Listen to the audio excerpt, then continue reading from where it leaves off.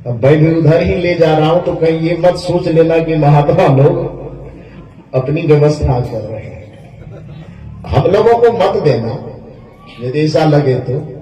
कबीर साहब ने कहा है कि जो तू आया जगत में तो ऐसा कर ले, कर साहब को बंदगी भूखे को कछु दे। साहब की बंदगी करो भूखे। भूखे का अर्थ केवल पेट की भूख से नहीं है। भूखे का अर्थ जहां पर आवश्यकता हो, उस आवश्यकता में भी कोई अभावग्रस्त होकर के किसी भी प्रकार से जी रहा है, तो उस अभाव को दूर करने का यदि आपके पास सामर्थ्य है, तो अपने तन से हो, मन से हो, बुद्धि से हो, विवेक से हो, धन से हो, दौलत से हो, किसी के भी अभाव को दूर करने का यदि आप प्रयास कर रहे हैं, तो समझ लीजिए कि उसके भूख को ही मिटाने का प्रयास कर रहे हैं। यही कबीर साहब का संदेश है और यही आधुनिक चिंतन संदेश देता है कि मनुष्य बन करके आए हो तो सबसे पहला काम ये करना, अपना धर्म निभाना, कि भला किसी का कर न सको तो बुरा किसी का मत करना। पुष्प नहीं बन सकते यदि तुम कांटे बन कर मत रहना। पहली कोशिश यह करो कि हमारे माध्यम से किसी का भला हो जाए, हमारे माध्यम से किसी का उपकार हो जाए, हमारे माध्यम से किसी के जीवन में सफलता की सुगंधी आ जाए, हमारे माध्यम से किसी के चेहरे पर मुस्कुराहट आ जाए, हमारे माध्यम से यदि किसी के माथे में कोई परेशानी का बोझ है तो वह बोझ उतर करके किसी का माथा, किसी का दिल, किसी का दिमाग हल्का हो जाए। यदि इतना ही कर दिए तो हजारों मंदिर में जाने का फायदा जो हो सकता है वो आपको एक आदमी के जीवन में ये संस्कार लाने से हो जाएगा। एक आदमी के जीवन में यदि आपने मुस्कुराहट ला दिया तो हजारों मंदिर में जाने से जो परिणाम नहीं निकल सकता, वो परिणाम एक आदमी के चेहरे पर मुस्कुराहट लाने से हो जाएगा। हजारों तीर्थ यात्रा करने से जो लाभ नहीं मिलेगा, हजारों देवी देवता की प्रतिमाओं के सामने झुकने से जो लाभ नहीं मिलेगा, वह लाभ किसी आदमी के हृदय से बंद के, चिंता के, परेशानी के बोझ को खत्म करने से मिल जाएगा। इसलिए सदगुरु कबीर साहब ने कहा कि मेरी दृष्टि में पूजा भक्ति का पहला अंग यह होगा कि जो तो आया जगत में तो ऐसा कर ले, कर साहब को बंदगी और भूखे को कछु दे। भूखे को कुछ दो। भला किसी का कर न सको तो बुरा किसी का मत करना। पुष्प नहीं बन सकते यदि तुम कांटे बन कर मत रहना। इसी भजन में कड़ी आती है, बन न सको भगवान यदि तुम। कोशिश करो कि पहले भगवान बनो। भगवान का केवल पुजारी बनने से काम नहीं चलेगा। सदगुरु कबीर साहब कहते हैं कि वह तुमसे भगवान से मिलाने का दावा करता है जो तुम्हें चित्र का पुजारी बनाए रखना चाहता है, लेकिन मैं तुम्हें सीधे भगवान बना देना चाहता हूं, क्योंकि मैं तुम्हें चित्र से आगे निकल करके चरित्र का पुजारी बनाना चाहता हूं। चरित्र का पुजारी बनाना। कई बार मैं कह चुका हूं कि कबीर साहब को लोगों ने इल्जाम लगाया कि वो देवी देवता के विरोधी है। कबीर साहब देवी देवता के विरोधी नहीं है। कबीर साहब के चिंतन में विरोध की झलक सिर्फ इस बात को लेकर के है कि कुछ लोग कहते हैं कि चित्र तक ही सीमित रह करके भक्ति करो। कबीर साहब कहते हैं यहां पर मेरी आपत्ति है। मैं ये कहता हूं कि चित्र तक सीमित रह करके भक्ति नहीं करनी चाहिए, बल्कि हमें चरित्र तक पहुंच करके उसका अनुकरण करना चाहिए। इसी को भक्ति कहा जाता है, इसी को देवताओं का पूजन कहा जाता है। राम का भक्त होना चाहते हैं, राम के चरित्र को उतारिए जो उतारने लायक है। सारे चरित्र को मैं उतारने नहीं कहूंगा। एक अच्छा बेटा बनना हो तो मैं कहूंगा कोई वरदान मांगने आए कि साधु महात्मा से आशीर्वाद दीजिए, बेहिचक आशीर्वाद देंगे कि आपको राम जी के जैसे पुत्र हो। यदि आप शुभकामना मांगने आएंगे, आशीर्वाद मांगने आएंगे, तो बेहिचक हम महात्मा होने के नाते आपको शुभकामना दे सकते हैं कि आपका भाई श्री राम के जैसा हो। यदि आप शुभकामना मांगने आएंगे तो हम कह सकते हैं कि आपको यदि मित्र मिले तो श्री राम की तरह मिलना चाहिए। यदि आप कुछ शुभकामना मांगने आएंगे तो हम शुभकामना कर सकते हैं आपके लिए। यदि आपके राज्य का राजा भी हो तो निश्चित रूप से श्री राम के जैसे होना चाहिए।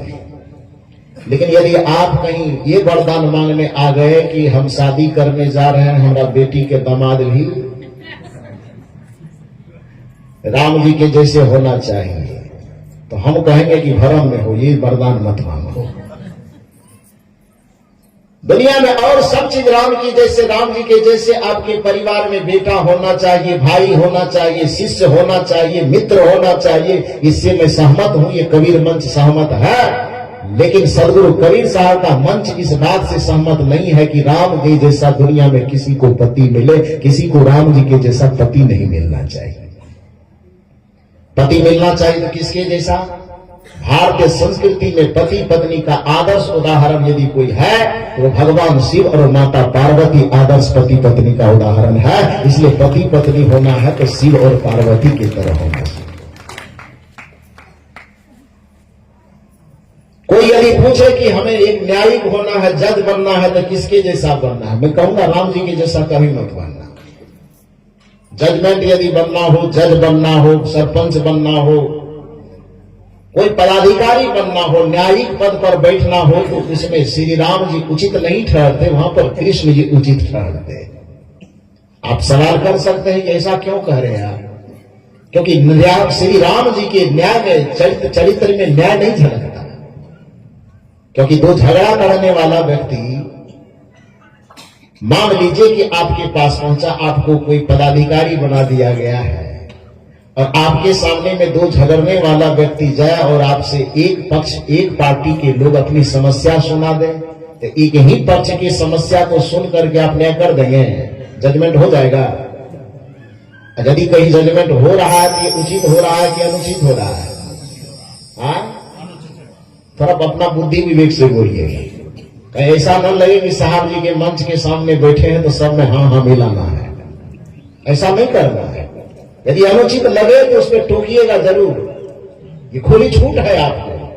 ये जो बात आपको सुनाई जा रही है, यदि उसमें लगे कि कुछ आपत्तिजनक बातें कही जा रही है, तो उस पर आप चाहे खड़े होकर के आप सवाल कीजिए मुझसे कि आप ऐसा क्यों कह रहे हैं। हो सकता है मैं जवाब दे पाऊं, जवाब न दे पाऊं तो फिर आप जो जवाब देंगे उससे मैं सहमत हो जाऊंगा। क्योंकि सदगुरु कबीर साहब का मंच अंधविश्वास का मंच नहीं है, ये तर्क वितर्क और विचार का मंच है। और भारतीय संस्कृति ही तर्क का मंच है भाई। लोग कहते हैं कि सगुनवादी लोग जो है ना, खाली मानो तो देव न तो पत्थर वाली परंपरा, विश्वासो फलदायकम वाली। ना ना ना ना ना, असल बात यह है कि मैंने कई बार इस चीज का जिक्र किया है कि सनातन संस्कृति के ग्रंथों को लोगों के दिल दिमाग तक पहुंचने ही नहीं दिया गया। और ग्रंथों की बात तो छोड़िए, समान सी बात, रामचरितमानस ग्रंथ के ही सारांश को, उसके उचित बातों को लोगों के दिल दिमाग तक नहीं पहुंचने दिया गया है। यदि श्री राम जी के ही संदेश को लोगों तक उचित तरीके से पहुंचा दिया जाता तो फिर आंख मूंद करके बात करने की बात धर्म के जगत में नहीं की जाती। धर्म जगत में तब ये चर्चा नहीं की जाती कि राजा सगर को एक साथ 60,000 बच्चे पैदा कर गए और सामने वाला प्रश्न नहीं कर रहा है, बल्कि वृंदावन बिहारी लाल की जय बोल रहा है। सदग्रंथ ये सलाह नहीं देता है। प्रियव्रत जी जब चल रहे थे अपने रथ से, तो उसके रथ के चक्के से जो धारा बनी, रथ के चक्के से जो निशान बने, वो धरती का 7 समुद्र बन गया। सामने वाला खड़ा होकर सवाल नहीं कर रहा है, बल्कि सुर में सुर मिलाकर के वृंदावन की जय बोल रहा है। और यदि इस पर कोई तर्क कर रहा है तो कहता है कि ये नास्तिक है, ये सनातन धर्म के विरोधी है। ऐसा नहीं है। सनातन धर्म यह सिखाता है। श्री राम जी जब 14 वर्ष अयोध्या में वनवास भुगतने के बाद सीता जी को लौटा करके लंका से लाए अपने अयोध्या में, राजगद्दी पर विराजमान होने के बाद उन्हें लगा कि अपने नगरवासियों को जमा करके जो मैं सीख करके आया हूं, ऋषि मुनियों से, ज्ञानी ध्यानी महात्माओं से आध्यात्मिक चिंतन को सीख के आया हूं, तो पूरे अयोध्या वासी को ऐसा मौका तो लगेगा नहीं कि जाकर के ऋषि मुनि से बातचीत करें, बैठे। फुर्सत उतना किनको है।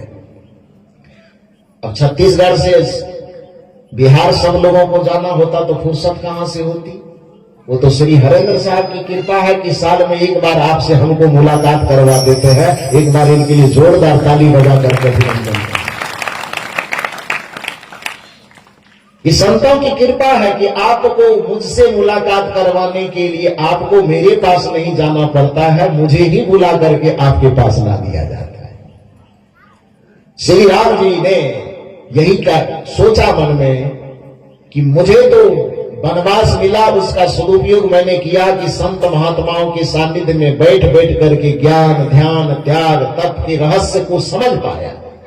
लेकिन पूरी अयोध्या की जो आम जनता है उसको न तो फुर्सत है और न उसके घर में कोई कैकेयी और दशरथ जी है कि सबको वनवास मिल जाए। ऐसा भी तो नहीं है ना कि सबको वनवास मिले, अब मिले भी तो सब मानेगा थोड़े। तो राम जी सोचे कि ऐसी कोई परिस्थिति नहीं आएगी, न इनको वनवास होगा, न ये जंगल जाएंगे, न छुट्टी होगी, लोग बातचीत कैसे करेंगे। लेकिन उसमें श्री राम जी एक निदान निकालते हैं कि जितने अयोध्यावासी हैं, मैं जो सीख करके आया हूं मैं ही इनको सुना देता हूं कुछ तत्व की बातें, कुछ ज्ञान की बातें। तो इसके लिए एक दिन सभा बुलाते हैं, पूरी नगर के लोगों को इकट्ठा करते हैं, पुरजन परिजन गुरुजन सबको राजसभा में बुलाते हैं और सबसे निवेदन करते हैं कि 14 वर्ष के दरमियान में ज्ञानी ध्यानी ऋषि मुनि त्यागी तपस्वियों के पास रह करके जो आध्यात्मिक चर्चाएं की है, कुछ जो अध्यात्म का सारांश मैंने समझ पाया, वह ज्ञान मैं आप लोगों को सुनाना चाहता हूं। सब लोगों में खुशी हुई, सब लोगों ने कहा कि ठीक है सुनाइए। सभा सुनने के लिए इकट्ठी हो गई। राम जी के सामने आया होगा माइक, उस जमाने का पता नहीं ये वाला माइक था कि नहीं, सुनने वाले आप ही थे क्या होंगे और कौन होंगे मुझे नहीं मालूम। लेकिन जो भी होगा उस समय की व्यवस्था, उसके अनुसार माइक राम जी के सामने जब आया तो श्री राम जी ने कहा कि आपको सुनाने के लिए जो हम बुलाए हैं वो बाद में सुनाएंगे। ध्यान से सुनिए, भारतीय संस्कृति की मैं बात कर रहा हूं।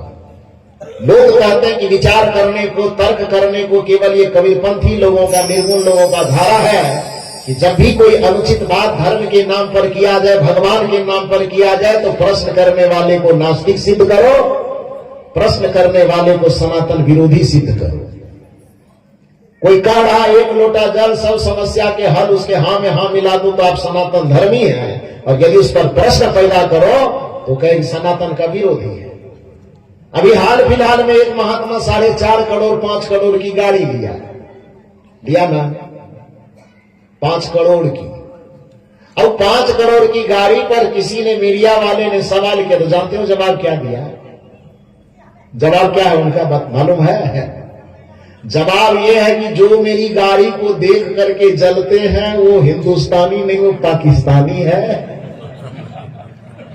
जो मेरे गाड़ी को देख करके जलते हैं वो सनातन के विरोधी है। जो इस सनातन के रफ्तार का विरोध करेगा तो इस गाड़ी की रफ्तार से उसको कुचल दिया जाएगा।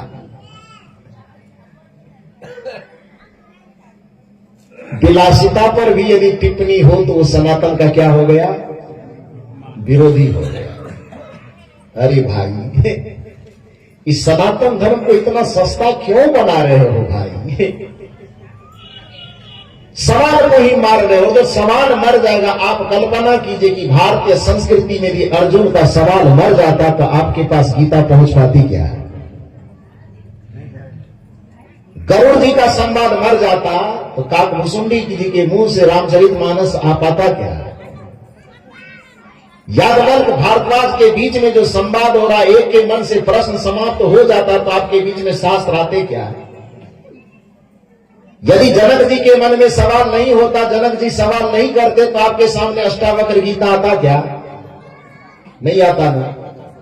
नचिकेता के मन का सवाल यदि मर जाता तो जमराज के बीच में जो संवाद होकर के आपके सामने कठोपनिषद आया, आता क्या? नहीं आता ना। भारत की संस्कृति कहती है, भारत की आध्यात्मिक संस्कृति यह कहती है कि भगवान भी आपके सामने खड़ा हो, और यदि भगवान के मुख से निकली हुई बात में भी कुछ अनुचित लगे तो वहां पर आंख मूंद करके माथा हिला करके मान मत लीजिए, बल्कि उससे सवाल कीजिए कि आप ये कह रहे हैं तो इसके पीछे तर्क क्या है। और श्री राम जी इस चीज की प्रस्थापना करते हैं। और कबीर साहब का तो खैर ये मापदंड ही है, करहूं विचार तो सब दुख जाए, जब लग नहीं देखो निज नैना, तब लग न मानो गुरु के वचन। लेकिन इस बात को कि हर चीज पर विचार करना है, हर चीज पर तर्क करना है, इसको एक निर्गुण परंपरा वालों का टैग बना दिया गया और इसके लिए निर्गुण पंथियों की आलोचना की गई। ये लोग हर चीज पे तर्क, हर चीज पे विचार, हर चीज पे चिंतन करने की बात कहते हैं। वस्तुतः भक्ति की परंपरा तर्क और चिंतन की परंपरा नहीं है। भक्ति की परंपरा जो है विश्वास की परंपरा। ये कौन कह रहा है? सामने वाला, एक लोटा जल वाला वही कहता है कि तर्क की चीज नहीं, भक्ति कोई तर्क की चीज नहीं है, पूजा कोई तर्क की चीज नहीं, बस करते चलो करते चलो। लेकिन श्री राम जी क्या कहते हैं? जब पूरे नगर के लोगों को इकट्ठा किया गया कि मैं अध्यात्म का कुछ संदेश देना चाहता हूं, तो संदेश देने से पहले श्री राम जी कहते हैं कि सत्संग बाद में सुनाएंगे, पहले एक निवेदन सुन लीजिए। और निवेदन सुनाने के क्रम में रामचरितमानस में कहते हैं, सुनिए क्या निवेदन है। नहीं अनीति कछु नहीं प्रभुताई, सुनहु करहु जो तुम्हि सुहाई।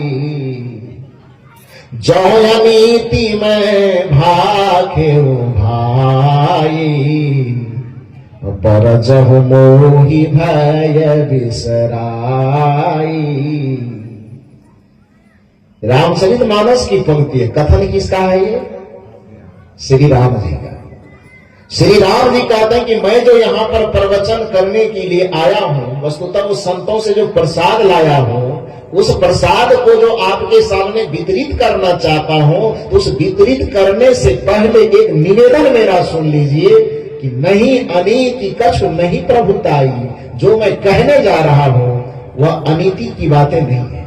अनीति माने जो नीति के विरुद्ध हो, नीति के खिलाफ हो, नियम के खिलाफ हो, मर्यादा के खिलाफ हो, उसको अनीति कहा जाए। नीति में अनिषेधात्मक उपसर्ग लगा हुआ है। नहीं अनीति, जो मैं कह रहा हूं वो अनीति पूर्वक बातें नहीं है। और नहीं कछि प्रभुताई। प्रभुताई का मतलब, प्रभुता का मतलब संपन्नता होता है, सामर्थ्य। प्रभुताई का यहां पर सीधा सा अर्थ, जिसको आम बोलचाल में लोग रंगदारी कहते हैं, दबंगई कहते हैं ना, दबंगई समझते हैं ना। इधर की भाषा में उसको क्या कहेंगे? दादागिरी। दादागिरी कहो, रंगदारी कहो, दबंगई कहो, तो राम जी की भाषा में उसको प्रभुताई कहो। बात वही है। श्री राम, ये देखो कितनी आदर्श मर्यादा है भारतीय संस्कृति की। ये निर्गुण और सगुण का यहां पर मतलब नहीं है। मनुष्य के चिंतन को जो दबा करके, मनुष्य के चेतना शक्ति को दबा करके धर्म के नाम पर इतना शोषण किया गया है। ये निर्गुण सगुण नास्तिक आस्तिक के भेद का बंटवारा दिखा दिखा करके हर जगह धर्म का जो धंधा करने वाले लोग हैं वो चिंतन को ही कुंठित किया है। श्री राम जी कहते हैं कि जो मैं कह रहा हूं सुनो। और निवेदन क्या कर रहे हैं आम जनता से? नहीं अनीति कछु नहीं प्रभुताई। जो बात मैं कहने जा रहा हूं वह नहीं अनीति, नीति के विरुद्ध नहीं है, और नहीं कछि प्रभुताई। मैं दबंगई में आकर के कोई बात नहीं कह रहा हूं कि जो कहूं डर से मान लो, कि नहीं मानोगे तो लाठी से पीट देगा, नहीं मानेंगे तो कल राज से निकाल देगा, नहीं मानेंगे तो कल जेल में डलवा देगा। इस डर से मेरी बात को मत मान लेना। नहीं अनीति कछु नहीं प्रभुताई। सुनहो, जो मैं कह रहा हूं उसको ध्यान से सुनिए जरूर, लेकिन करहूं जो तुम्हि सुहाई। सुनिए मेरी बात को ध्यान से जरूर, लेकिन कीजिए वही जो आपकी अंतरात्मा को रुचे, जो आपके ज्ञान को, तर्क को सही जचे, उसी बात को कीजिए। ये श्री राम जी का दर्शन है, ये श्री राम जी कहना चाहते हैं। और आगे चल करके श्री राम जी इसमें और जोड़ते हैं लोगों को। श्री राम जी को लगा कि इसमें भी लोग थोड़ा कंफ्यूज रह जाएंगे, हो सकता है पूरी भावना को न समझ पाएंगे, तो इसके साथ में एक पंक्ति और जोड़ते हैं।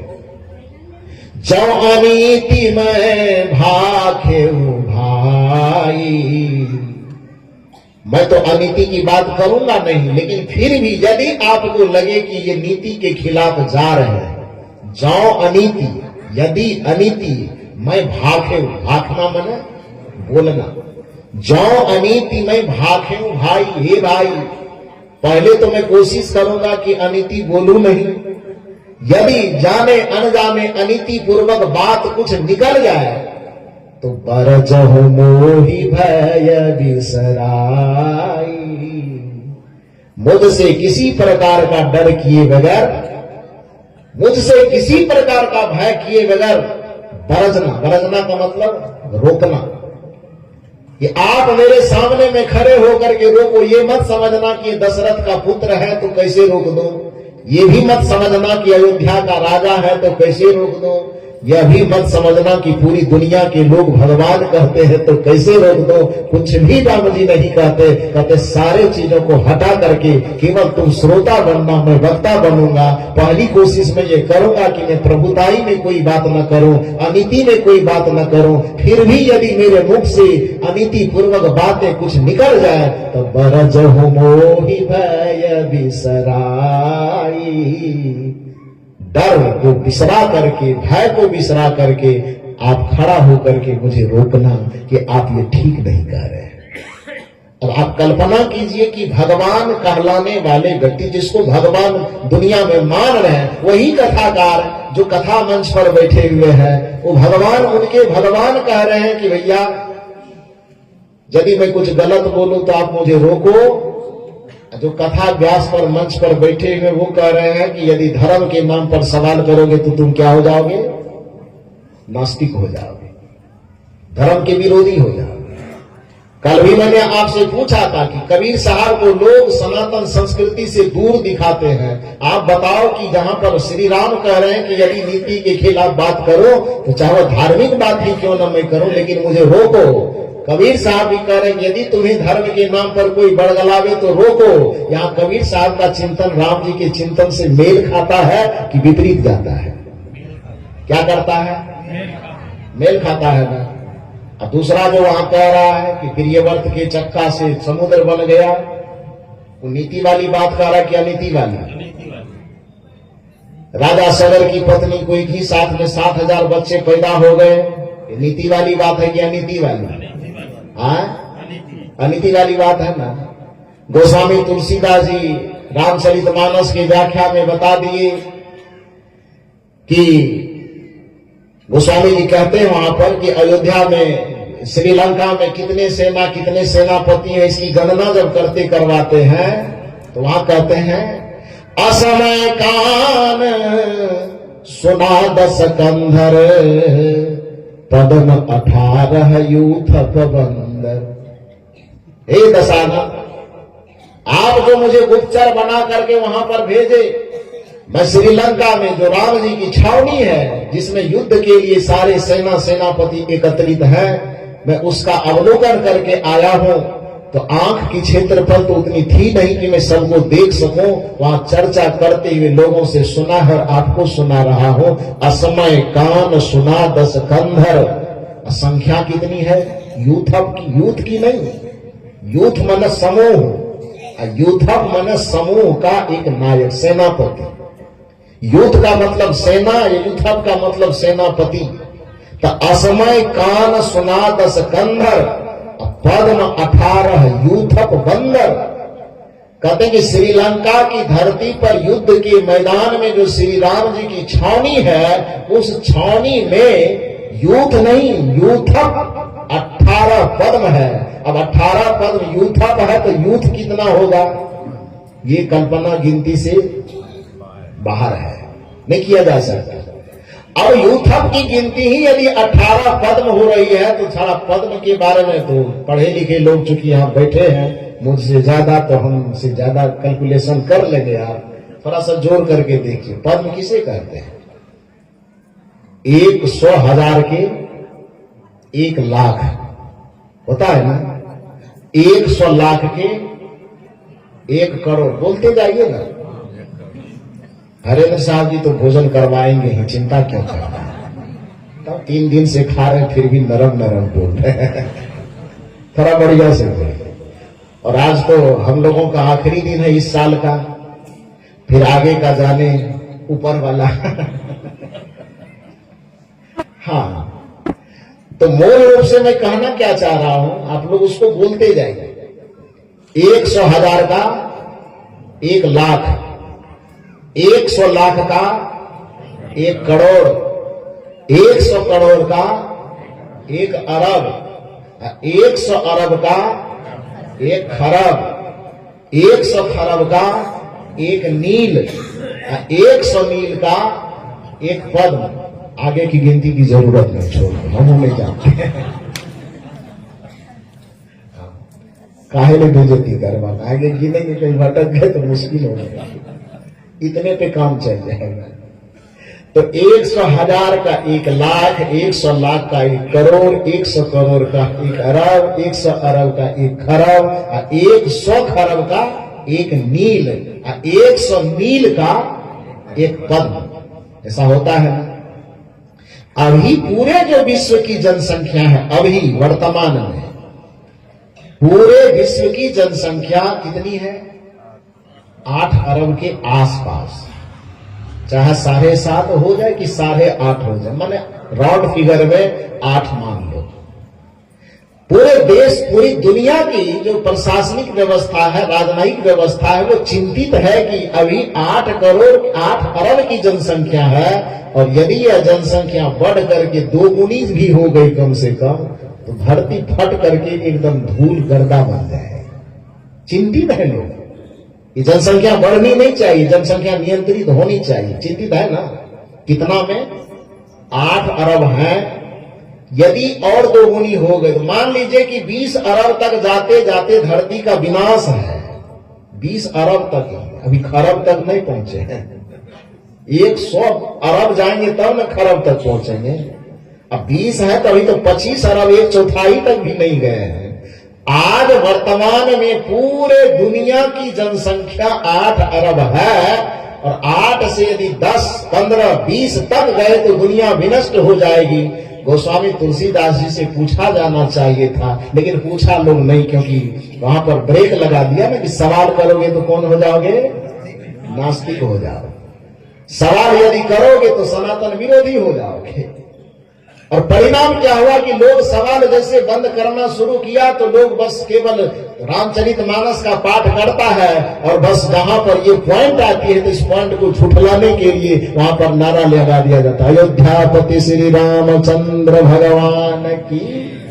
हाँ, कल ही आप लोग बोले कि ट्रेनिंग अच्छी हो रही है, कथा चलेगा मेरा, चलेगा ना। तब गाने के लिए शशिकला है, ये है उसकी माता जी आज आई है। 2 दिन आप नहीं आई थी, एक बार उनकी माता जी के लिए जोरदार ताली बजाई। तो राम कथा वो करती है तो सहयोगी मेरी हो जाएगी तो अच्छा रहेगा। तो कहने का ये अभिप्राय, जहां पर ये चिंतन करने वाली बात आती है तो उसमें जय जयकार इतनी जोर से आती है कि उस जय जयकार के धुन में जो सच्चाई होती है वो दम करके दम तोड़ देती है।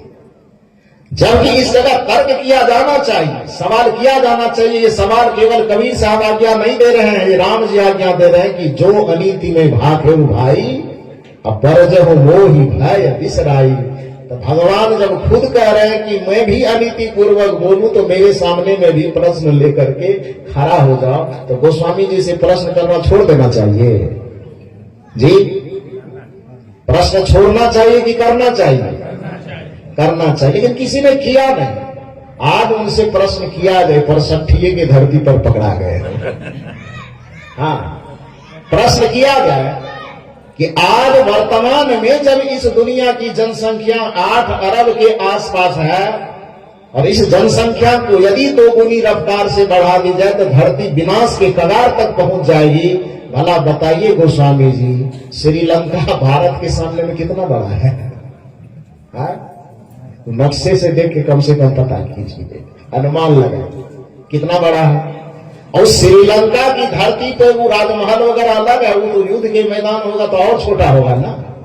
मैदान पूरे श्रीलंका तो है नहीं, मैदान का एक हिस्सा, उस एक हिस्से में राम जी की जो छावनी होगी और कितनी छोटी होगी वह भी समझ लीजिए। अब उस छावनी के अंतर्गत गोस्वामी तुलसीदास जी 18 पद में केवल सेनापति को रख रहे हैं। पता नहीं वो श्रीलंका की धरती पे गोस्वामी जी सेनापति रखे थे कि अपना कपार पे रखे थे, ये मुझे समझ में नहीं आता। श्रीलंका की धरती पे तो नहीं होंगे, हो सकता गोस्वामी जी के माथे का क्षेत्रफल थोड़ा बड़ा हो कि 18 पद रख लिए हो। यदि ये सवाल किया जाता तो फिर गोस्वामी तुलसीदास जी इसका जवाब उनको देते नहीं बनता। आज जो कथा कहने वाले लोग हैं उस कथाकार को भी वो जवाब देने में नहीं बनेगा। तो कहने का ये अभिप्राय है कि सदगुरु कबीर साहब का जो यह चिंतन है, यह चिंतन आपको सवाल करने से नहीं रोकेगा। इसलिए यदि कुछ कहा जाए और उचित न लगे तो आप खड़े होकर के सवाल कीजिए कि साहब आप ऐसा क्यों बोल रहे हैं। क्योंकि हमारी चाहे निर्गुण परंपरा की संस्कृति हो कि सगुण परंपरा की संस्कृति हो या दोनों को समेट करके कह दिया जाए तो भारत की संपूर्ण संस्कृति हमें सवाल करने से रोकता नहीं है, बल्कि सवाल करने की इजाजत देता है। देता है कि नहीं देता है? यदि सवाल करने की इजाजत न देता तो कल्पना कीजिए कि भगवान श्री कृष्ण के सामने अर्जुन खड़े हैं और अर्जुन को एक बार डांट करके श्री कृष्ण कह देते कि तुम हमको भगवान गुरु परमात्मा सब मानते हो, तो इतना बक बक बक बक करके सवाल क्यों कर रहे हो? कृष्ण जी कह सकते थे ना, लेकिन कृष्ण जी कहे क्या? एक बार भी डांटे, बल्कि अर्जुन के मन के अंदर जितने सवाल थे सारे सवालों को श्री कृष्ण जी धैर्य पूर्वक सुनते हैं और उन सवालों का जवाब बड़े विस्तार पूर्वक देते हैं। धैर्य पूर्वक सुने गए सवाल और धैर्य पूर्वक दिए गए जवाब के परिणाम में ही आज हमारे आपके सामने में गीता का ज्ञान उपस्थित है। इसलिए भारतीय संस्कृति को कभी विश्वास और आंख मूंद करके मानने वाली संस्कृति मत बनाइए। भारत की जो संस्कृति है, भारत की जो आध्यात्मिक विरासत है, वह विरासत चिंतन का विरासत और सवाल का विरासत है, जिसको कबीर साहब कह रहे करहो विचार तो सब दुख जाई। ये विचार की विरासत है। इस विचार की विरासत को आप विश्वास की विरासत मत बनाइए। तर्क के विरासत को आंख मूंद करके मान लेने की विरासत मत बनाइए। और इसी विरासत को सदगुरु कबीर साहब और कबीर साहब की परंपरा ने आगे बढ़ाने का काम किया है। तो आगे चल करके न विचार करने वाले लोग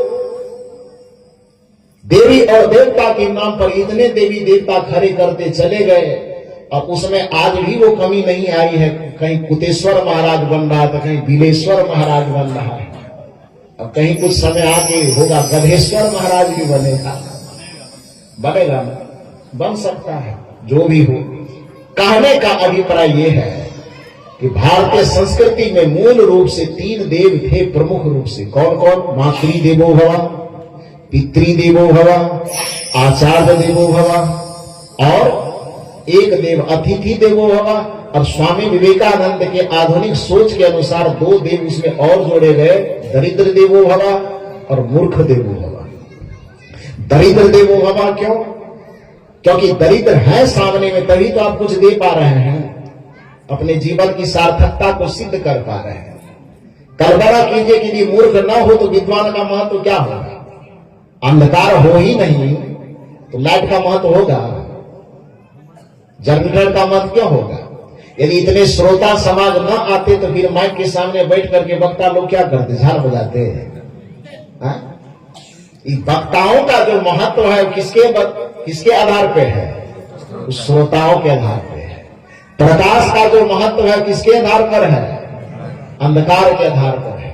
सोने का जो महत्व है वह किसके आधार पे है? मिट्टी के आधार पर है। फूलों का जो महत्व है किसके आधार पे है? कांटों के आधार पे है।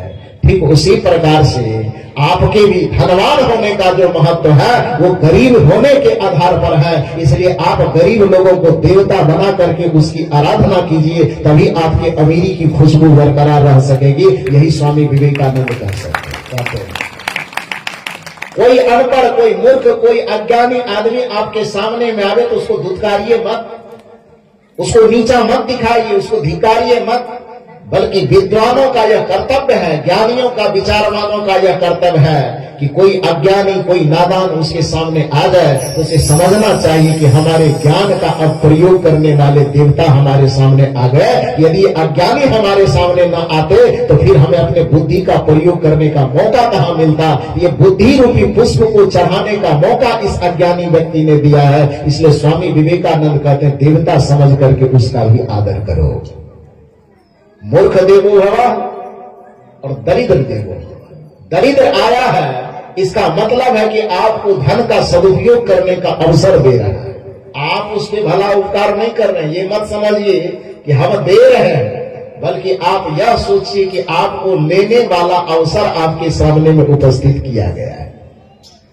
किसी मूर्ख को, किसी अज्ञानी को यदि आप दो बात सिखा रहे हैं तो घमंड में फूलिए मत कि हम सिखाने वाले हैं, बल्कि ये सौभाग्य मनाइए कि हमारे सामने में कोई समझने वाला बैठा है और हमें समझाने का अवसर प्रदान कर रहा है। इसलिए इन समझने वाले को देवता समझ करके उसके नमन करना चाहिए। ये स्वामी विवेकानंद का तर्क है। इसलिए स्वामी विवेकानंद कहते हैं कि मातृ देवो भव, ये ठीक है, पितृ देवो भव, यह भी ठीक है, आचार्य देवो भव, यह भी ठीक है, अतिथि देवो भव, यह भी ठीक है, लेकिन साथ साथ दो देवता और जोड़ो, मूर्ख देवो भव और दरिद्र देवो भव, उसको जोड़ दो, तो जोड़ दीजिए। तो मुख्य रूप से स्वामी विवेकानंद तक आते आते भारतीय संस्कृति के जो 5 देव मान्य हुए, इसके अलावा जितना 33 करोड़ है कि 66 करोड़ सब कमाने धमाने का बिजनेस का वो एक अड्डा है। बात समझ में आई? क्योंकि देवता शब्द की परिभाषा पर यदि कसते हैं ना आप, तो देवता शब्द की परिभाषा पर ये 5 के अलावा, 5 में भी मुख्य रूप से 3 के अलावा चौथा नहीं ठहरता है। क्योंकि देवता की परिभाषा यह है कि ददाति नित्यम सह देवता, कि जो निरंतर देता हो उसको देवता कहा जाता है। देवता की परिभाषा क्या है?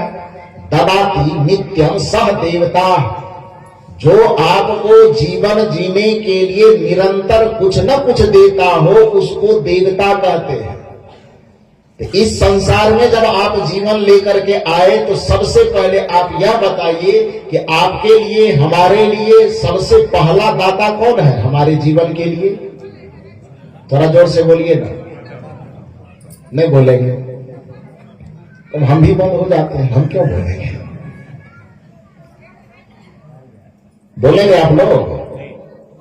तो सवाल मेरा यह है कि जितने लोग बैठे हैं, सबको जो यह जीवन मिला है, इस जीवन का सबसे पहला दाता कौन है? माता पिता। वो तो बिहार वाले के लिए है, छत्तीसगढ़ वाले के लिए। हाँ, यहां भी वही है क्या?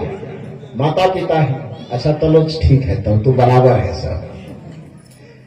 लेकिन उस माता पिता को दाता मान करके जब ये हमारे साहब जी जो प्रश्न पैदा कर रहे थे कि आप उसे जाकर के छोड़ आते हो वृद्धाश्रम में, माता पिता पानी के लिए तरसते हैं, आप जल लेकर के मंदिर में चढ़ाने जाते हो, क्योंकि हल्का में बता दिया गया 1 लोटा जल, और माता पिता को देंगे तो दिन भर में 4 लोटा जल चढ़ाना है। 4 लोटा कौन चढ़ावे जब 1 लोटा से काम चल रहा है?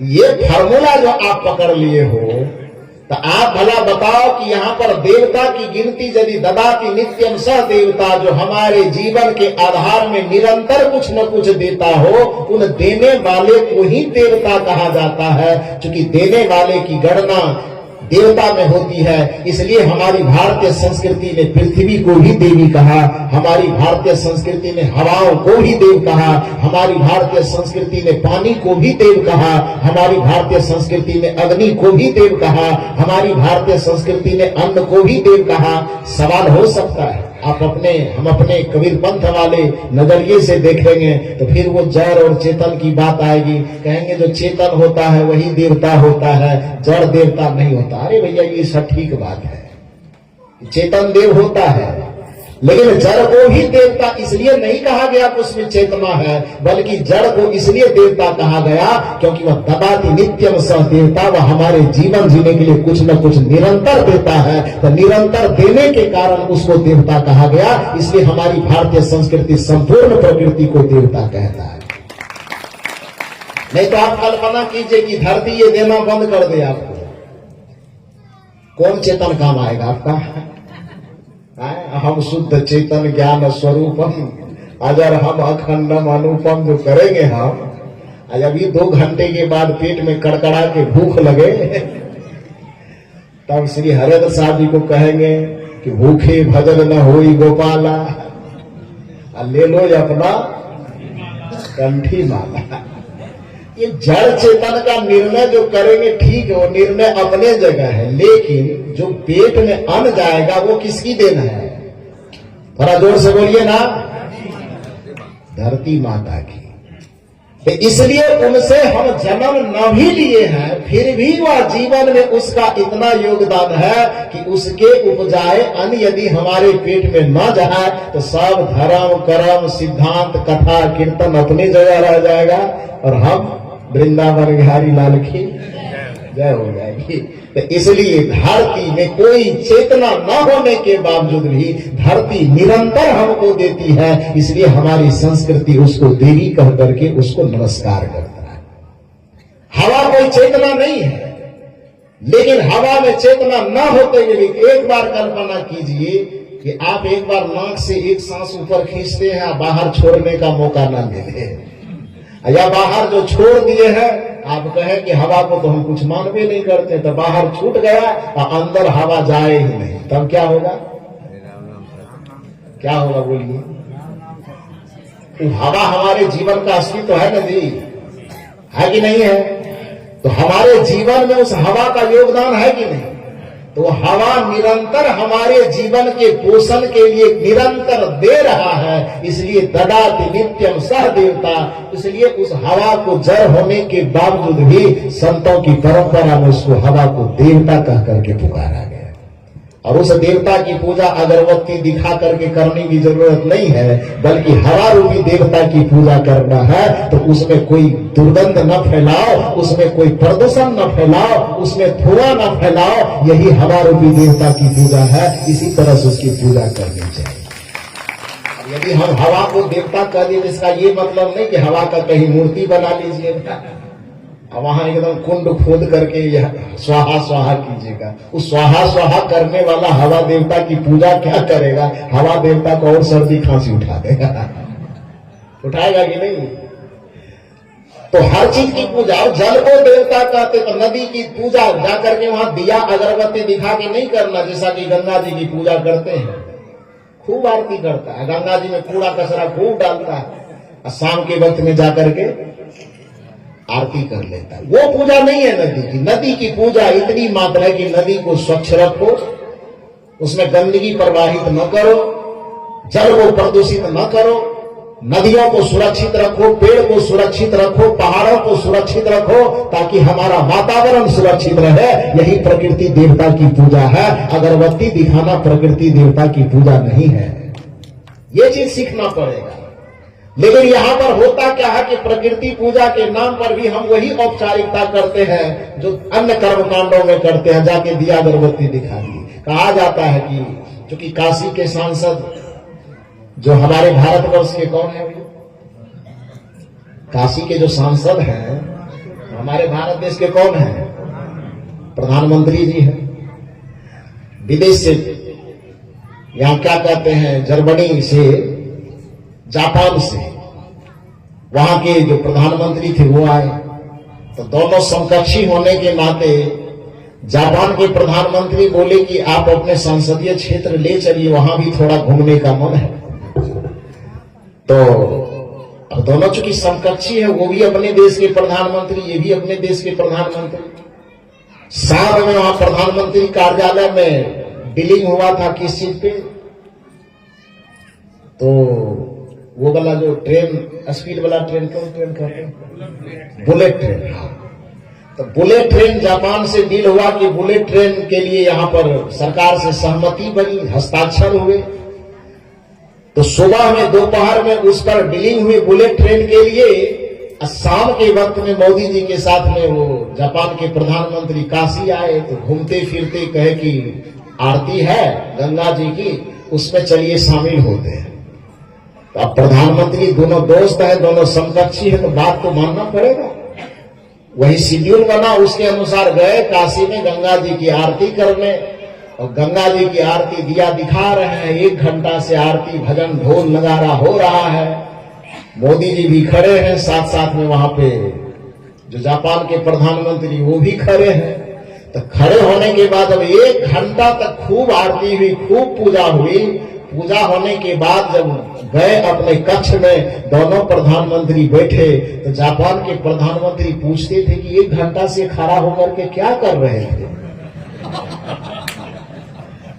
तो मोदी जी बताए कि गंगा मैया की पूजा हो रही थी। तो गंगा मैया की पूजा से क्या होता है? तो मोदी जी ज्यादा कुछ नहीं समझाए, जो भी उनको समझाना होगा समझाए होंगे। तो सारी बात समझाने के बाद जापान के प्रधानमंत्री बोलते हैं कि जब भारत के आदमी को फालतू काम करने के इतना समय है, तो हमारे पास से बुलेट ट्रेन काहे के लिए बनवा रहे हैं? कि बुलेट ट्रेन की आवश्यकता तो उस व्यक्ति को है जो समय को बचाना चाहता है, लंबी दूरी की यात्रा करनी है, समय बचे तो उस समय का हम कुछ उपयोग करें। और यहां पर मैं देख रहा हूं कि आप पानी को भी घंटों घंटों यहां आरती दिखा रहे हैं। तो जिस देश के आदमी को इतनी फुर्सत है, पानी के आरती दिखाने में घंटों समय वो दे सकता है, तो फिर यहां बुलेट ट्रेन की आवश्यकता क्या है? क्यों चाहिए? मत ये बताइए कि आपके देश की बड़ाई हो गई कि बुराई हो गई? बड़ाई हो गई है। हाँ, सोच के देखिए। देवताओं की पूजा के नाम पे नदियों की पूजा आपको जरूर करनी चाहिए, लेकिन नदियों की पूजा उसकी स्वच्छता में है, दिया और अगरबत्ती दिखाने में नहीं है। पेड़ की पूजा उसके चारों तरफ धागा लपेटने में नहीं है। पेड़ की पूजा उसके सामने दिया जलाने में, अगरबत्ती दिखाने में नहीं है, बल्कि पेड़ की पूजा में यह बात निहित होती है कि अनावश्यक रूप से उसे काटो मत, और यदि जरूरत पड़े, बहुत इमरजेंसी पड़े कि काटना ही पड़ रहा है, तो एक वृक्ष काटने से पहले 10 वृक्ष लगा दो। यह वृक्ष देवता की पूजा है, यही प्रकृति की पूजा है। पूजा करना है तो इस तरीके से करो ना, खाली कबीर साहब पर कहोगे कि कोई पूजा मानवे नहीं करता है। मानते हैं, लेकिन थोड़ा दूसरा तरीका से मानते हैं। कबीर साहब ये नहीं कहते कि धागा लपेट करके पूजा करो। कबीर साहब कहते हैं जरूरत पड़े तो पहले काटो मत वृक्ष को, और यदि काटना पड़े तो एक को काटने से पहले कितना लगा दो? 10 लगा दो। वृक्ष की पूजा हुई कि नहीं हुई? इस तरीके से पूजा करो। तो कहने का ये मतलब है कि नदियां भी हमें देती है, और देने वाले को देवता कहा जाता है। ये महात्मा लोग ही खाली नहीं कहते, फिल्म बनाने वाले की दुनिया से एक गीत निचोड़ करके मैं लाया हूं, सुनोगे आप लोग? देवता की परिभाषा है, फिल्मी नाम पर तो सब माथा हिला रहा है। बड़ा सुंदर पंक्ति है, बहुत सुंदर पंक्ति। मधुवन खुशबू देता है। मधुवन की विशेषता क्या है? फुलवारी का गुणगान क्यों किया जाता है? फुलवारी की खुशबू क्यों प्रशंसनीय है? क्योंकि वह खुशबू अपने अंदर को रखती नहीं, वह दुनिया को बांटती है।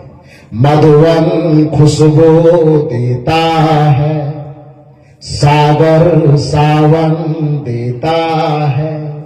सागर की भी विशेषता इसलिए है, महानता इसलिए है कि उसके अंदर पूरी दुनिया का पानी सिमट करके उसके गर्भ में समा जाता है। लेकिन वह सागर की उदारता देखो, वो ये नहीं कहता कि मेरे पास जो आ गया तो उसको समेट करके हम ही रख ले, बल्कि वो सूर्य के माध्यम से वाष्प बना करके वो सारा पानी आसमान को देता है।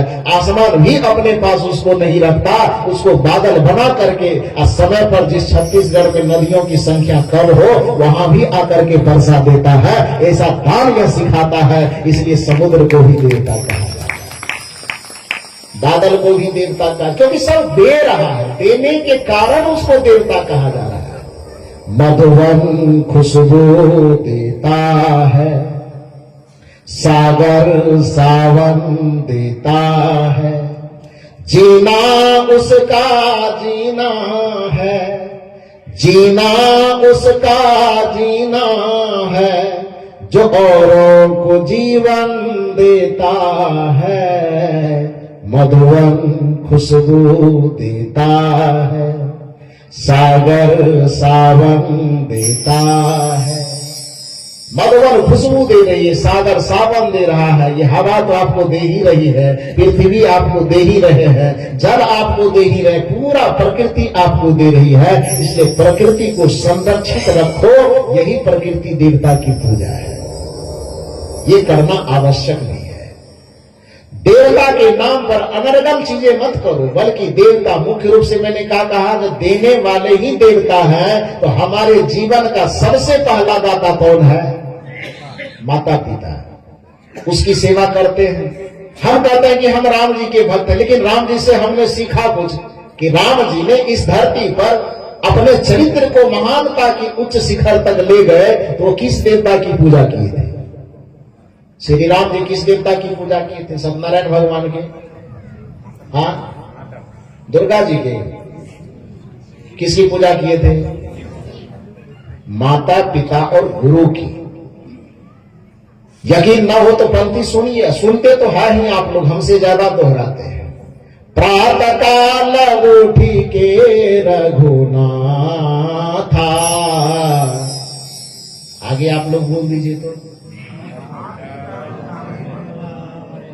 जय हो जय हो जय हो। माता पिता गुरु ना वही माथा। तो भगवान जिसे हम मानते हैं, उन्होंने अपने चरित्र में करके दिखाया कि भैया मैं यदि महदादा पुरुषोत्तम श्री राम बना हूं, भगवान राम बना हूं, तो मेरे भगवान बनने की सीढ़ी यही है कि माता देवी, पिता देव और गुरुदेव के चरणों में अपना माथा झुकाते झुकाते मैं यहां तक पहुंचा हूं।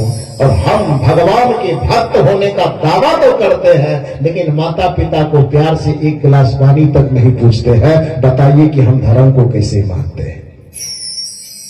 और यदि कोई माता पिता और गुरु की सेवा करने के लिए कहते हैं तो वहां पर ठप्पा लग जाता है, ये लोग तो सनातन धर्म के विरोधी है। और कैसे विरोधी है? तब तो राम जी को भी विरोधी कहना पड़ जाएगा, क्योंकि राम जी किसी मंदिर गए नहीं। राम जी के पिताजी दशरथ जी, भगवान श्री राम के पूज्य पिताजी, जब उनके जीवन में चारों तरफ से सफलता आ गई, पुत्र नहीं हो रहे थे, बाद में पुत्र हुए, जब पूरे नगर में उसके यश गाए जाने लगे, पूरे भारतवर्ष में उसका गुणगान होने लगा, तो उसके गुण गाथा को सुन करके बहुत सारे लोग और राजा दशरथ जी से पूछे कि महाराज, आपके जीवन में इतना ऐश्वर्य है, इतनी सफलता है, इतना आपका यशोगान गाया जाता है, कृपा करके बताइए आप कि ये तप, ये जो चीज आपने उपलब्धि पाई है, यह उपलब्धि किस तप के प्रभाव से पाए? ये उपलब्धि जो आपने पाई है, तो कुछ पूजा किए होंगे, किसी मंदिर गए होंगे, किसी मंत्र को जपे होंगे, कोई यज्ञ किए होंगे, किसी पंडित जी को बुला करके कोई कथा कीर्तन करवाए होंगे। तो क्या करवाए भगवान, जो आपको भगवान के पिता होने का भी अधिकार मिल गया? जिस भगवान को लोग खोजने के लिए तपस्या करते हैं, वो भगवान आपके इशारे पर उठ और बैठ करता है। जिस भगवान को खोजने के लिए दुनिया न जाने कितनी कोशिश करती है, उस भगवान से भी आप अपना चरण दबाते होंगे। तो ये अधिकार जो आपको मिला, इतना जो पावर आपको मिला, ये शक्ति आखिर कोई पूजा किए होंगे, कोई तप किए होंगे, कोई भगवान को रिझाए होंगे, कोई भगवान को मनाए होंगे, कुछ तो किए होंगे ना। कैसे हुआ, जरा सा बताने की कृपा कीजिए। लोगों ने पूछा, किससे पूछा? महाराज दशरथ से। महाराज दशरथ कौन है? राम जी के पापा। पिताजी नहीं समझेगा ना आज के लोग, पापा भी ना समझे तो कह दीजिए राम जी के डैडी, वो समझ जाएंगे। क्योंकि पिताजी कहने का प्रचलन अब कम हो गया। अब पापा, डैडी, अब पापा भी बोलने में पता नहीं, शब्द से भी लोग इतने कंगाल होते जा रहे कि पापा भी कम हुआ, पास सुनो, पा इतने कहता है।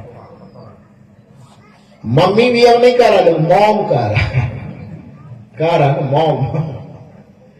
तो कहने का यही परा है कि श्री राम जी के जो पूज्य पिताजी महाराज दशरथ, दशरथ से ही सवाल किया जा रहा है कि आप तो भगवान के पिता हैं, आप जो बताएंगे तो कहीं गड़बड़ नहीं बताएंगे, इसलिए आप बताइए कि आप जो इतनी उपलब्धि प्राप्त किए हैं, भौतिक आध्यात्मिक हर एक तरह की सफलता जो आपको मिली है, इस सफलता का रहस्य क्या है? हम लोग भी वही करेंगे जो आप किए हैं, वही करेगा। अरे भगवान के पिता जो किए हैं तो इसका अनुकरण कौन नहीं करना चाहेगा? दुनिया करना चाहेगी। तो लोगों ने पूछा कि आप कौन सा पूजा किए, किस मंदिर गए थे, किसकी कथा करवाए थे, जरा सा बताइए। महाराज दशरथ कहते हैं, ध्यान से सुनिए, यदि मेरी सुनी हुई बात पर यकीन न हो तो रामचरितमानस को पलटिए और रामचरितमानस के अंदर इस चौपाई को देखिए कि जो मैं कह रहा हूं। महाराज दशरथ कहते हैं, जे गुरु चरण रेणु सिर धरही, तेजन सकल विभव बस करही। महाराज दशरथ कहते हैं कि यदि तुम्हारी उम्मीद यह है कि मैं किसी मंदिर जाकर के कोई आराधना किया हूं तो तुम भ्रम में हो। यदि तुम्हें लगता है कि किसी तीर्थ करने के परिणाम में हमको ये जीवन की सभी सफलताएं मिली है तो तुम भ्रम में हो। यदि तुम्हें लगता है कि हम कोई व्रत उपवास करके, कोई यज्ञ हवन करके ये उपलब्धि हमने हासिल किया है तो तुम भ्रम में हो। मैंने वही किया है जो सनातन संस्कृति इजाजत देती है, और वह सनातन संस्कृति इजाजत क्या देती है? जे गुरु चरण। सदगुरु कबीर साहब के सिद्धांत की परंपरा में पूजा किसकी की जाती है? गुरु की पूजा की जाती है। जे गुरु चरण रेणु सिर धरही, तेजन सकल विभव बस करही। कबीर साहब से पूछो तो वो क्या कहेंगे? गुरु को सिर पर राखिए, चलिए आज्ञा माही, कहीं कबीरता दास को तीन लोक डर नाही। यदि कबीर साहब की परंपरा में गुरु की पूजा, गुरु की आराधना की बात कही जाती है तो कहते ये कबीरपंथी सब जो है ना, ये नया देवता गढ़ लिया है, अपने मन से मनमानी करता है। राम जी के पिताजी जब बता रहे हैं कि जे गुरु चरण रेणु सिर धरही, तेजन सकल विभव बस करही, सवाल पुनः मेरा वही होगा आपसे कि बताइए कि दशरथ जी से कबीर साहब का सिद्धांत मेल खा रहा है कि अलग अलग हो रहा है? क्या हो रहा है? मेल खा रहा है। भगवान का मेल खा रहा है कि भगवान के बाप का मेल खा रहा है? हंसी लग रही है, बाप सब अचंभित करने वाला है क्या? पापा से तो बढ़िया ही होगा कि नहीं होगा? तो जब भगवान जी के पिताजी की बात मेल खा रहे तो भगवान उससे बाहर चले जाएंगे? नहीं जाएंगे ना। तो जो सनातन परंपरा के भगवान है, भगवान का परिवार है, भगवान के पिता है, वह भी भगवान के पूजक कम और गुरु के पूजक ज्यादा है। जे गुरु चरण रेणु सिर धरही, तेजन सकल विभव बस करही।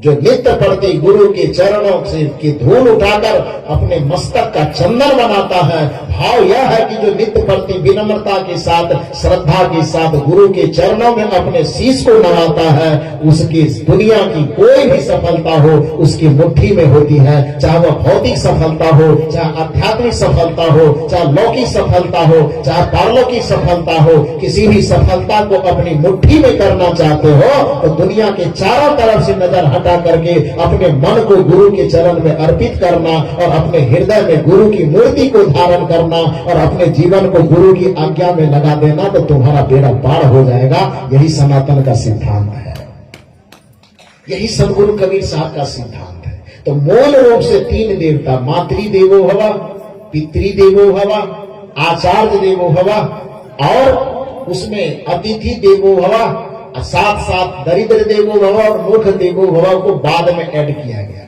तो इसलिए दुनिया के प्रत्येक मनुष्य का कर्तव्य है कि देवी और देवता के रूप में माता पिता की आराधना करे, माता पिता की सेवा करे, समय पर उसको भोजन दे, समय पर उसको पानी दे, यदि रोग लगे तो समय पर उसको दवा दे, और दवा हवा देने के बाद या पहले सबसे बड़ी बात है कि उसको श्रद्धा और प्रेम से बात करे, उसको आदर और सम्मान दे। यदि आदर और सम्मान दे करके प्रेम पूर्वक माता पिता से बात किया जाए तो 2 दिन उसको खाना भी कम देगा तो भी उसके शरीर में ताजगी बनी रहेगी। और खाना खूब दे लेकिन बात बोली कड़वी कहे तो वह खाना माता पिता के शरीर में लगेगा नहीं, बल्कि उसकी आत्मा को छलनी करके बहुत जल्दी मार देगा, मारेगा ना।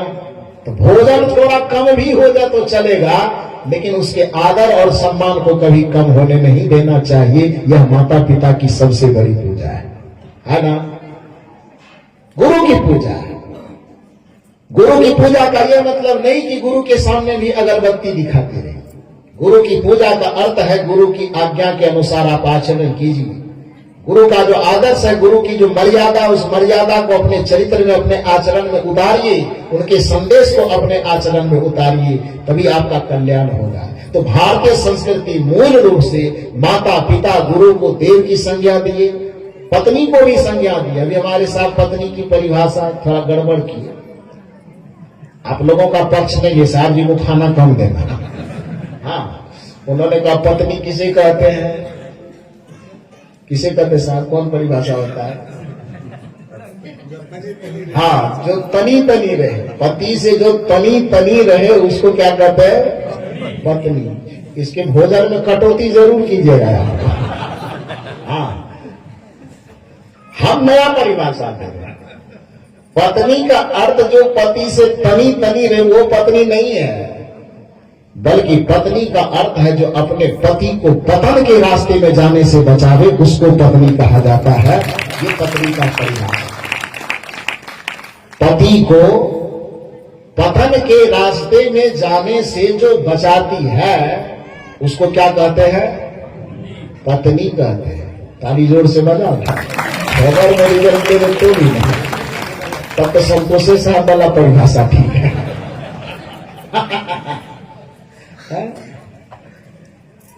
पत्नी को भी मां, ठीक है, बड़ी सुंदर कहानी सुना रहे थे कि माता पिता और पत्नी में, पुतहू में कैसा व्यवहार होना चाहिए। ये सच है कि माता पिता का आदर भगवान से भी ज्यादा आदर होना चाहिए, लेकिन एक तरफा डिग्री मत दीजिएगा। राम जी के लिए इस चीज को तो हम दोषी ठहरा रहे थे। राम जी वाला तो कहानी छुड़िए गया, छुटा था कि न्यायिक उनको हम नहीं मान सकते। क्यों नहीं मान सकते? क्योंकि एक तरफा डिग्री उन्होंने दिया था। बाली, राजा बलि जो सुग्रीव के भाई थे, बाली, वह जाते हैं, सुग्रीव अपने तरफ से उसको सुनाते हैं, दर्द सुनाते हैं कि हमको ये परेशानी है, मेरे भाई मुझे घर से निकाल दिए, मेरा राजपाट छीन लिए, मेरी पत्नी के साथ दुर्व्यवहार किया। और एक आदमी के फैसला को सुन करके राम जी दूसरे पक्ष की कोई बात सुने नहीं, बुलाए नहीं, समझाने की कोशिश न किए और एक तरफा कार्रवाई कर दिए ना। कभी सामने भी ना आए, छुप करके बाली को मार दिया। राम जी ने ये ठीक काम किया कि गलत किया? श्री कृष्ण जी इस जगह पर बढ़िया काम किए। श्री कृष्ण जी ने क्या किया? दुर्योधन और पांडव के बीच में जो समस्या थी, उस समस्या को सुलझाने के लिए कृष्ण जी के पास जितनी ताकत थी, जितनी बौद्धिक क्षमता होगी, वो सारी क्षमता लगा दिए। दूसरे से भी कहवाए, खुद से भी कहे, नहीं माना तो महाभारत युद्ध होने से एक शाम पहले शांति दूत बन करके हस्तिनापुर जाते हैं। और उन्होंने कहा दुर्योधन से कि हे दुर्योधन, समझ लो कि मैं शांति दूत बन करके आया हूं, तो मैं केवल पांडवों का प्रतिनिधि बन करके नहीं आया हूं। मान लो कि मैं भी पांडव हूं, और मैं कहता हूं कि तुम और कुछ नहीं दे सकते हो, राज का बंटवारा भी मत करो, केवल 5 ग्राम दे दो। यदि इतना ही दे देते हो तो पर भी युद्ध नहीं होगा, युद्ध को बंद कर दिया जाएगा। इतना समझाने के बावजूद भी दुर्योधन ने क्या कहा? 5 ग्राम की बात करते हैं, सुई के नोक के बराबर भी हम नहीं देंगे। तो इतना समझाने के बावजूद भी जब सुई के नोक के बराबर भी जमीन देने को तैयार नहीं है, तो अब समझाना खत्म होगा कि नहीं? और जहां समझाना खत्म होगा तब क्या होगा? महाभारत होगा। इसलिए नीति में कहा जाता है कि यदि कृष्ण के बांसुरी बजाने से दुनिया सुन लेती तो कृष्ण को सुदर्शन उठाने की जरूरत नहीं पड़ती। तो पहले तो बांसुरी बजा करके ही दुर्योधन को सुनाया, लेकिन दुर्योधन के कान तक बांसुरी की आवाज न पहुंची तो फिर सुदर्शन उठाया। इसलिए कृष्ण के चरित्र को न्यायिक चरित्र माना जाता है कि पहले उन्होंने समस्या के समाधान के लिए समझाने की चेष्टा की, समझाने के बाद न समझे तो फिर आखिरी उपाय में जो होगा देख लिया जाएगा। बात समझ में आई? लेकिन राम जी ने ऐसा नहीं किया। तो न्यायिक जैसे पति के रूप में राम जी ठीक नहीं कर पाए, एक न्यायदाता के रूप में राम जी ठीक नहीं कर पाए, तो पति के रूप में यदि सिलेक्शन करना हो तो किसके तरह? भगवान शंकर के तरह। और एक न्यायिक चरित्र के रूप में यदि सिलेक्शन करना हो तो किसका किया जाएगा? श्री कृष्ण के तरह किया जाएगा। बाकी श्री राम जी की जो मैंने कहा कि बहुत सारी अच्छाइयां उनमें है, एक अच्छे बेटे का गुण उनमें है, एक अच्छे मित्र का गुण उसमें है, एक अच्छे भाई का गुण उनमें है। तो उनके जो अच्छे चरित्र हैं, उनके अच्छे चरित्र का अनुकरण प्रत्येक व्यक्ति को करना चाहिए। यही श्री राम जी का भक्त होने का प्रमाण है। क्योंकि कबीर साहब का दर्शन यही कहता है कि चित्र के सामने दिया अगरबत्ती दिखाना ही केवल पूजा नहीं है, बल्कि चरित्र को अपने आचरण में उतारना ही भगवान की सबसे बड़ी पूजा है। और ये केवल कबीर साहब का दर्शन नहीं है, बल्कि पूजा का अर्थ ही होता। ध्यान से सुनिए, पढ़े लिखे लोग चूंकि यहाँ बैठे हैं, संस्कृत में जो पूजा की परिभाषा दी गई है, वो पूजा की परिभाषा भक्ति की परिभाषा दी गई है कि पूज्येषु अनुरागो भक्ति। भक्ति की दो परिभाषा, एक लौकिक जिसको सगुण भक्ति कहते हैं, एक पारलौकिक जिसको आध्यात्मिक भक्ति या पारमार्थिक भक्ति कहते हैं। इसलिए भक्ति की दो परिभाषा बताई गई।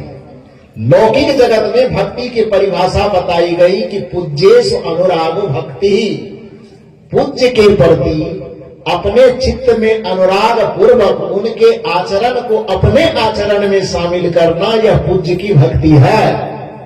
चाहे राम हमारे लिए पूज्य हो तो उनके चरित्र को अपने चरित्र में शामिल कीजिए, यह भक्ति है। हनुमान आपको प्रिय हो तो उनके चरित्र में जो अच्छाइयां हैं उनको अपने आचरण में लाइए, यह हनुमान की भक्ति है। भगवान शिव के अंदर यदि, भगवान शंकर के अंदर यदि कुछ चरित्र अच्छे दिखाई देते हैं, उनके चरित्र को अपने आचरण में शामिल कर लो, यह शिव की सबसे बड़ी भक्ति है। यदि दुनिया में और कोई देवी देवता आपको समझ में आता है तो पूज्येषु अनुराग भक्ति, कि पूज्य के प्रति हृदय के अनुरक्ति भाव को जगा करके उनके आचरण को अपने आचरण में उतारने की कोशिश कीजिए, यह भगवान की सबसे बड़ी भक्ति हो जाएगी।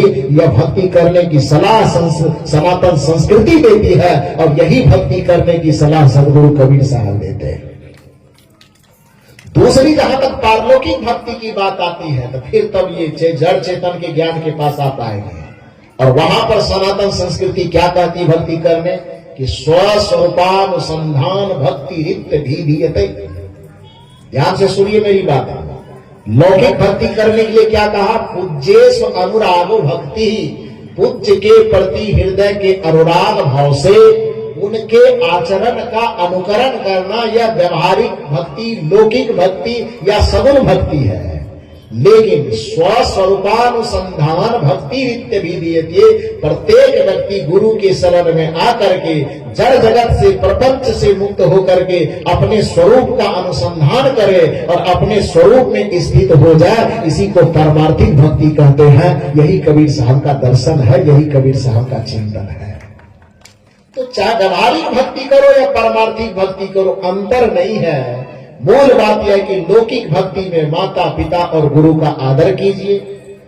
पति और पत्नी भी देवी और देवता है, एक दूसरे का आदर कीजिए। पति और पत्नी दोनों एक दूसरे को देवी देवता न समझ करके मंदिर में दोनों मिलके पूजा करने जाते। मैं तो कहा करता हूं, पत्नियां तो खास करके सुबह शाम पति लोगों को प्रणाम करती ही है। पति लोगों को भी मैं सलाह देता हूं कि कभी कभी पत्नी के भी चरण छू के प्रणाम कर लिया। सच बोल रहा, यदि सामने में लाज लगता तो एकांत में ही कर लो, का लेकिन करो जरूर। क्योंकि पत्नी के लिए पति देवता है, तो पति के लिए पत्नियां क्या है? देवी है। माता पिता ही केवल देवी नहीं है, पत्नी भी देवी है।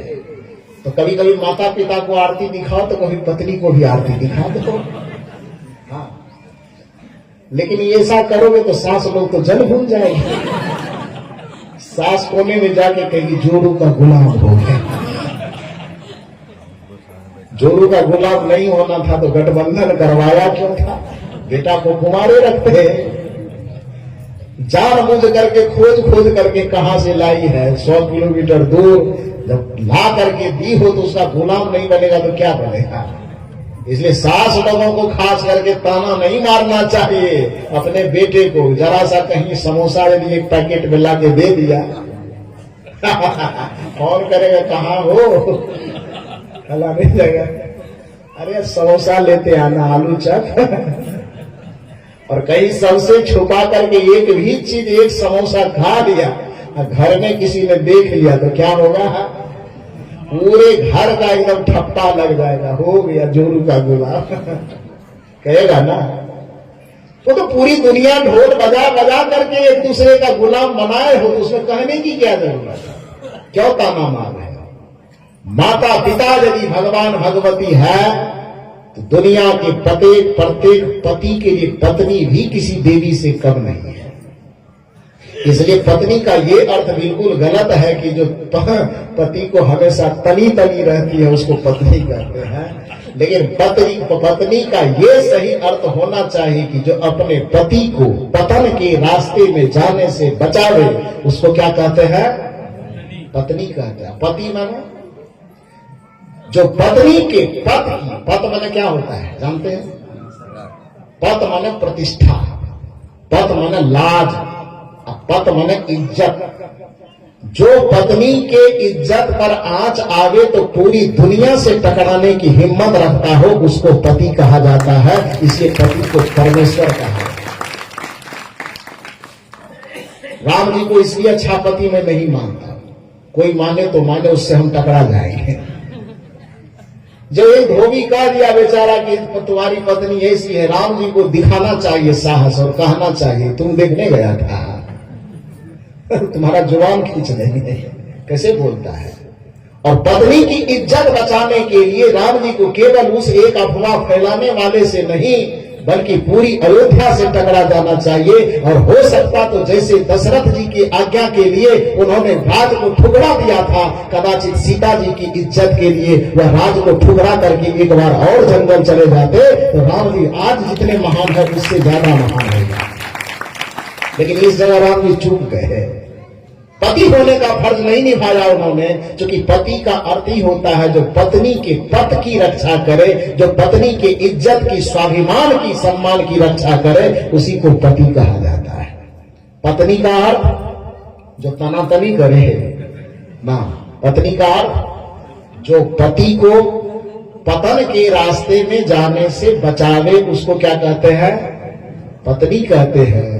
और जो पत्नी के पत की रक्षा करे, इज्जत की रक्षा करे, स्वाभिमान और सम्मान की रक्षा करे उसको क्या कहते हैं? पति कहते हैं। समझ में आई कि नहीं? पत्नी को देवी की संज्ञा, इसलिए माता पिता तो मैंने कहा कि उससे बड़ा दाता पहले कोई है ही नहीं, उससे बड़ा कोई दाता नहीं। लेकिन पत्नी को भी दाता कम मत समझो, क्योंकि मेरे सामने जब कोई सवाल लेकर के आता है कि माता पिता और पत्नी में आप क्या अंतर करेंगे, मैंने कहा तुलना मत करो दोनों की, दोनों बराबर दर्जे पे है। कहा कैसे? मैंने कहा इसलिए कि दुनिया में माँ उस औरत को कहा जाता है जो आपको इस धरती पर लाया है, जो लाई है। माँ उस स्त्री को कहते हैं जो आपको इस धरती पर लाई है, और पत्नी उस स्त्री को कहते हैं जो आपके लिए ही इस धरती पर आई है, उसी को पत्नी कहा जाता है। तो फिर दोनों में तुलना कैसे करोगे? एक वह है जो आपको इस धरती पर लाई है, और सामने में जिसे पत्नी कह रहे हो वैसा है जो आपके लिए ही इस धरती पर आई है। तो दोनों में क्या अंतर करोगे? दोनों को सम्मान करो, न जोरू का गुलाम बनो न मां का गुलाम बनो, दोनों का बैलेंस बना करके चलो, जीवन बढ़िया चलेगा। दूसरी बात यह समझ लीजिए, पत्नी माँ की भूमिका है कि 9 महीने गर्भ में पाल करके हमें धरती पर जन्म दी है। माँ का महत्व है, माँ का सम्मान है, लेकिन माँ लोगों को भी थोड़ा ध्यान देना चाहिए। अंग्रेज की तरह जेलर मत बनो, सोने वाला कि हम अंग्रेज के जमाने के जेलर हैं। अंग्रेज के जमाने के जेलर बनोगे तो पत्नी लोग भी गांधी जी की तरह एकदम असहयोग आंदोलन करेगा, अवज्ञा आंदोलन। अवज्ञा मन समझते हैं ना, अवज्ञा मन आज्ञा का पालन न करना, अवज्ञा आंदोलन करना। तो सास लोग यदि अंग्रेज के जमाने के जेलर बनोगी तो बहू को अवज्ञा आंदोलन करने से रोक नहीं पाओगी। कड़ा होगी तो सास बहू को कहोगी कि पानी लाओ, अवज्ञा आंदोलन करेगा, हम नहीं लाएंगे। रोटी बना के रुकेगा, नहीं करेंगे। तो यदि गांधी की तरह अवज्ञा आंदोलन नहीं झेलना चाहते हो तो अंग्रेज की तरह शासन करना बंद करो, छोड़ो।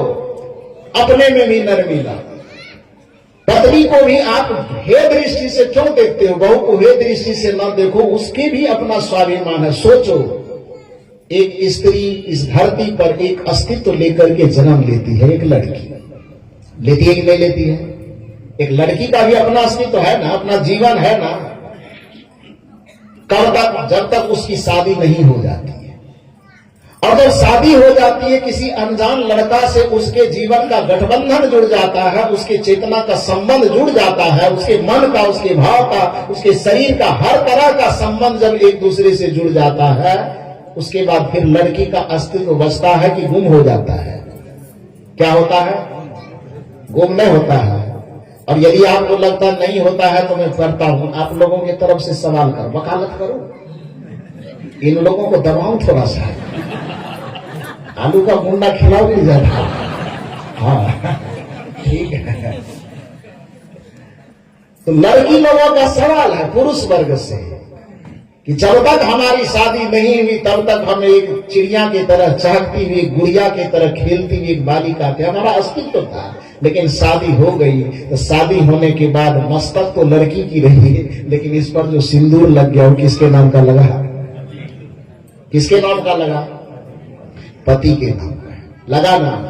तो मस्तक रह गई लड़की की, लेकिन मस्तक पर चढ़ने वाला सिंदूर हो गया किसके नाम का? पति के नाम। गर्दन रह गई लड़की की, और गर्दन में जो मंगलसूत्र पहना वो किसके नाम का? हाँ, तो गला में अपना रहा कि किसका हो गया? कलाई रह गई अपनी, और इसमें कंगन चढ़ गया किसका? थोड़ा जोर से बोलिए ना, ये लोग ना बोलेंगे, आप लोग बोलो। ये लोग सोच रहा है कि हम लोग डाउन जा रहे हैं। हाँ, तो कलाई रह गई लड़की की, कंगन चढ़ गया किसका? पति के नाम का। पैर रह गया लड़की की, पायल चढ़ गया किसका?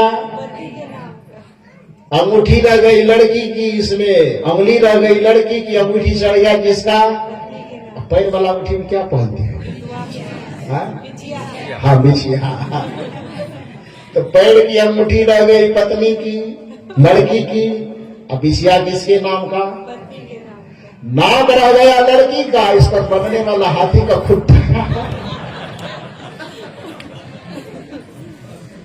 अच्छा, तो आप लोग बताओ, इसको कहते? हम तो हाथी का खुट्टा ही कहते हैं।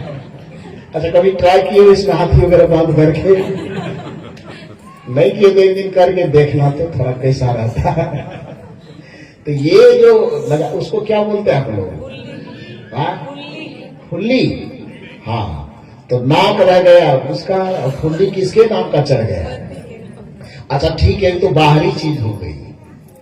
पेट रह गई लड़की की, इसमें पलने वाला बच्चा वो किसके नाम का हो गया? किसके नाम का? तो बाकी लड़की का बचा क्या? जो स्वतंत्र अस्तित्व लेकर के इस धरती पर एक बेटी, एक बहन बन करके आई, एक अनजान लड़का के हाथ में जाने के साथ मस्तक उसका नहीं रह गया, कलाई उसकी नहीं रह गई, पैर उसका नहीं रह गया, गर्दन उसका नहीं रह गया, यहाँ तक कि जो पेट उसके भोजन के पचाने के लिए था, वह पेट में पलने वाला बच्चा भी उसके नाम का न होकर के किसके नाम का हो गया? इतने बड़ा त्याग जो अपने संपूर्ण जीवन को आपके हवाले करके अपने अस्तित्व को आपके अस्तित्व में घोल दिया। वो यदि एक समोसा ही खा ले तो जोरू का गुलाम क्यों कहते हो उसको? खाली माइये बाप को लगता है, खाली माँ बाप को लगता है कि हम ही जन्म दिए हैं। मेरे जन्म देने से ही तुम इतना चढ़फड़ा रहे हो, नहीं ताना तुम मत मारो भाई।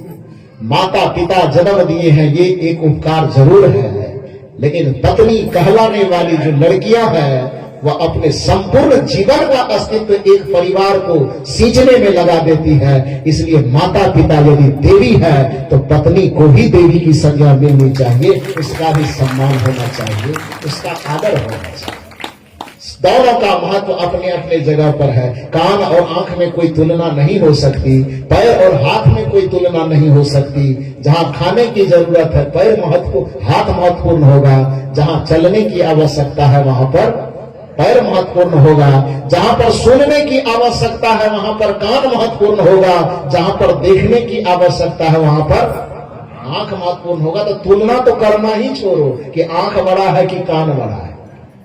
उसी तरह से पत्नी बड़ी है कि माता पिता बड़े, तुलना मत करो। सबकी भूमिका अपने अपने जगह पर है, बस इतना करो कि सबका सम्मान करो। माता पिता भी दुखी ना हो ऐसा व्यवहार करो, और पत्नी को भी किसी तरह का दुख न पहुंचे ऐसा व्यवहार करो। और आप लोगों की बड़ाई कर दे तो ऐसा मत समझो कि पति लोगों को तिलंडी में भेज देंगे।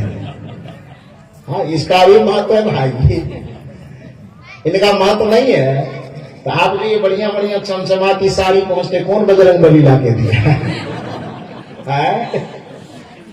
खाली दुकान में पसंद करते और कहते पेटीएम कार्ड निकालिए।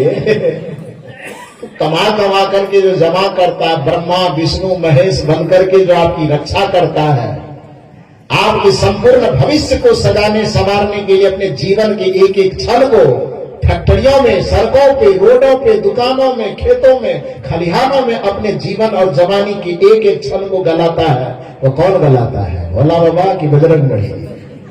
हाँ, पतिदेव न गलाता है। वह पतिदेव यदि आपके पास आता है, बाहर के झोंकों से थपेड़ों से लड़ते हुए आपके पास आता है, और कदाचित यदि दो चार कड़वी बात भी कह दे तो उस पति को परमेश्वर समझ करके उस बात को माथे से उड़ जाने दीजिए और उसके चरणों की सेवा कीजिए। यही पति की भक्ति है, यही पति की सेवा है, यही पति की पूजा है। थोड़ी थोड़ी बातों को लेकर के आपस में तनातनी मत करो, नहीं तो संतोष साहब की बात सही हो जाएगी। हर एक बात पे जरा सा कोई बात हो तो तनातनी लगे, खींच रहे हैं, पकड़ के नंबर की तरह नमड़ा रहे हैं। तो मैं एक परिभाषा दे के जा रहा हूं, अगले साल यदि दोबारा कभी मौका लगे तो फिर मैं पूछूंगा कि मेरा परिभाषा सही हुआ कि संतोष साहब। वो तो आप लोग नहीं बताओगे, इन लोगों से पूछेंगे। बात समझ में आएगी नहीं? तो कौन परिभाषा अपनाओगे, तनातनी वाला कि पतन के रास्ते में बचाने वाला? कौन परिभाषा अपनाना है?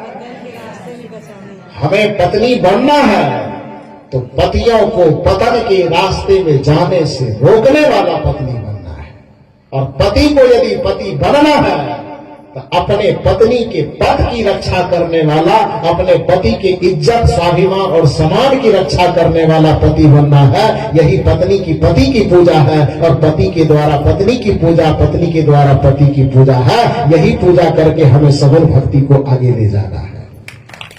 तो मातृ देवो भव, पितृ देवो भव, आचार्य देवो भव। आज एक नया देवता हम और बना दिए, पत्नी देवो भव।